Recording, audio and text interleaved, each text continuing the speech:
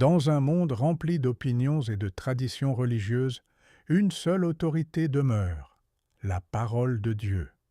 Dans cette étude, nous allons examiner ce sujet Bible en main, afin de découvrir ce que disent réellement les Écritures. Bienvenue sur ACHA, Apologétique chrétienne adventiste. Aujourd'hui, nous allons parler du baptême et sa signification. La Bible enseigne que, même si la grâce de Dieu surabonde là où le péché a abondé, Romains 5, 20 à 21, elle ne donne jamais la permission de continuer à pécher. L'apôtre Paul pose la question: demeurerions-nous dans le péché afin que la grâce abonde? Et répond avec force: nullement. Romains 6, 1 à 2. La grâce a pour but de nous libérer du péché, non de le justifier. Ainsi, celui qui a compris l'amour de Dieu ne peut plus vivre volontairement dans le péché, car il est appelé à une transformation réelle. Le baptême représente cette transformation profonde. Selon Romains 6, 3 à 4, nous sommes baptisés en Jésus-Christ et en sa mort, et nous sommes ensevelis avec lui. Par la foi, sa mort devient notre mort. Notre ancienne vie de péché est considérée comme crucifiée et enterrée. Le vieil homme, c'est-à-dire notre nature pécheresse, est mis à mort afin que le corps du péché soit détruit et que nous ne soyons plus esclaves du péché. Romains 6, 6 à 7. Le baptême n'est donc pas un simple rite, mais l'expression d'une rupture réelle avec l'ancienne vie. Cependant, le baptême ne s'arrête pas à la mort, il conduit à une vie nouvelle.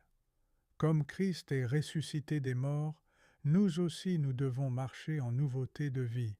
Romains 6, 4. Il est le reflet des trois grands faits de l'Évangile: la mort, l'ensevelissement et la résurrection de Christ. 1 Corinthiens 15, 3 à 4. Ainsi, être baptisé, c'est non seulement mourir au péché, mais aussi renaître pour vivre pour Dieu.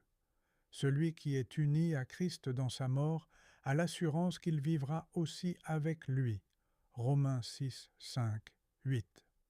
Christ étant ressuscité pour ne plus mourir, la mort n'a plus de pouvoir sur lui. Romains 6, 9 à 10. Et cette victoire devient aussi celle du croyant. En conclusion, le baptême est une union vivante avec Christ qui transforme toute l'existence. Il signifie que nous sommes morts au péché une fois pour toutes et que nous vivons désormais pour Dieu. C'est pourquoi la Bible nous exhorte: considérez-vous comme morts au péché et comme vivants pour Dieu en Jésus-Christ. Romains 6, 11. Le baptême est donc à la fois un engagement, une réalité spirituelle et une promesse, celle d'une vie nouvelle dès maintenant et de la vie future.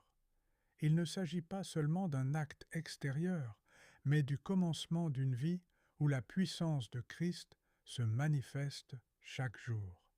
Si cette étude vous a aidé, n'oubliez pas de vous abonner à la chaîne ACHA, Apologétique chrétienne adventiste. Partagez et commentez afin que plus de personnes puissent découvrir la vérité de la Bible.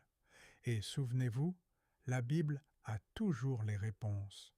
À très bientôt pour une nouvelle étude.